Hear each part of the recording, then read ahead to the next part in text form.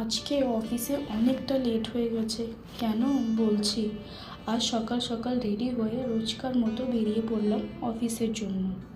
বাসে উঠলাম, তারপর একটু আগে গিয়ে দেখলাম কি জাম লেগে গেছে। কারণটা তখন বুঝতে পারিনি, কিন্তু একটু আগে গিয়ে দেখলাম কি একটা ট্রাকের অ্যাক্সিডেন্ট হয়ে গেছে। ট্রাকটার সামনের দিকটা এতই খারাপ, দেখেই ভয় লাগছিল।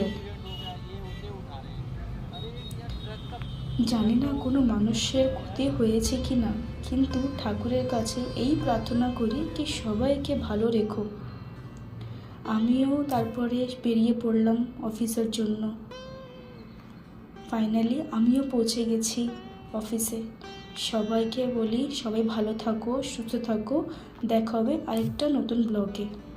রাধে রাধে।